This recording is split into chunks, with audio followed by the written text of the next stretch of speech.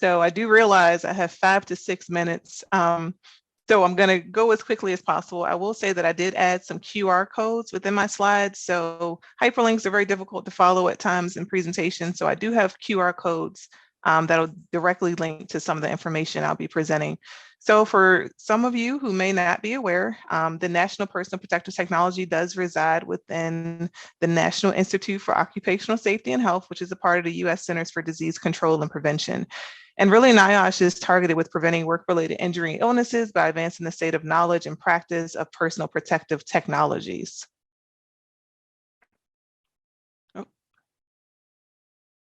So specifically with NPPTL, as the nation's PPE laboratory, we do provide national leadership coordinating what we consider to be equitable PPE protection. So, the title of my presentation is Respirator Fit for All, but really our research program focuses on equitable PPE for all as well. So as part of that framework, we're documenting existing characteristics and gaps related to PPE. We're organizing collaborators across the PPE community. We're working to identify solutions and approaches that actually address these identified gaps and challenges. And then we're also establishing a prioritization framework. And so that QR code up at the top right corner actually takes you to our equitable PPE protections workshop, which happens last November. So we do have the recordings available on the website if anyone's interested in learning more about equitable PPE protections or specifically what we consider to be our role.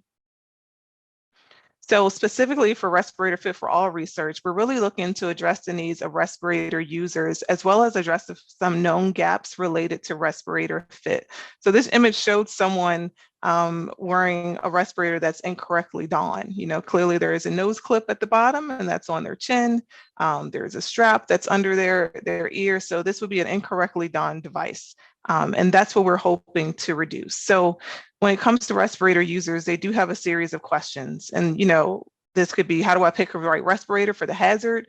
How do I pick from all these options of respirators that's on the market to identify one that I think will fit me well? Once I do identify one, how will I know that it fits? How do I know I'm even wearing it correctly or putting it on correctly? How will I know that throughout the day or my work shift or whatever my activity is, that it's going to continue to fit me? And then will other things impact the fit of my respirator, whether that's, eyeglasses or safety glasses or a face shield? NPPTL also commissioned a paper to identify gaps areas related to respirator fit.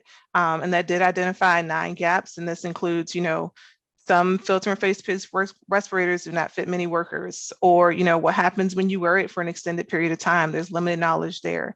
Our regulations in the US associated with respirator approval, they may not accommodate new and innovative approaches to well-fitting FFRs. There's also very few studies related to respirator design for members of the public. And we know that to be true because a lot of the anthropometric data, isn't based on the public population. A lot of it's based on military population or working population. And then the comfort is important, but we really don't understand it. Tons of publications were published during the COVID-19 pandemic, and everyone, it seemed like, came up with their own way to identify comfort or their own scale. So even when you compare paper to paper, it's very difficult to identify or difficult to make comparisons because they are using very different metrics. And then the impact of facial hair on fit, or providing solutions for people that do have facial hair or full beards is poorly understood. Again, the interoperability of FFRs with other PPE, whether that's goggles or face shields and things like that. And then we need a better understanding of respirator performance in real world settings, as well as ASTM F3537 may not be adequate for new fit test methods and instruments. So I'm going to go through some of the things that we're actively working on within NPPTL to address these gaps, as well as address these respirator user needs. So the first thing we're doing is we're integrating ASTM F3407, which is the respirator fit capability standard, into our approval process for respirators. And so that standard defines the performance requirements for ensuring that the model can achieve a pass-fail criterion, which is over 50% based on the NIOSH bivariate test panel. So that requires 25 people who meet the bivariate test panel requirements, and then the respirator would have to pass 13 of those 25 fit tests. And then the hope is that it really assures the respirators can be expected to effectively protect the wearer against particulate contaminants.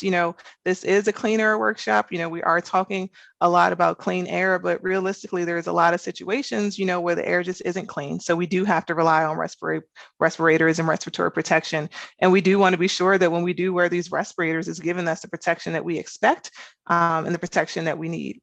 Now, this doesn't eliminate the need for a fit test, but really the purpose of us including it within our respirator approval program is to increase the probability that the available respirators will fit the general working population. Another thing we've done is we've partnered with NASA to develop the Respirator Fit Evaluation Challenge. So this is an open competition. It is a crowdsourcing challenge. It pulls on innovators and the public and small businesses to come up with a solution for fit testing. So the focus is on filtering face piece respirators. It is a multi-phase, multi-year effort. We're currently in phase 2. So phase 1 has ended. It does have a total prize purse of $350K. But really the goal is to have, these innovators create a solution that'll be market friendly, user ready to provide solutions for fit testing. This could be a new fit test method. This could be a real-time fit monitoring tool. It really is something that we hope to make widely available to support fit testing and respirator fit evaluation by all, whether that's the public or occupational settings. And this QR code in the bottom right does take you directly to the Respirator Fit Evaluation Challenge website. So these are our phase 1 solution winners. All of these winners did go on to phase 2. I think one of them did remove themselves from the phase 2 challenge. As part of phase 2, they are required to develop prototypes, and then they will be tested by NIOSH.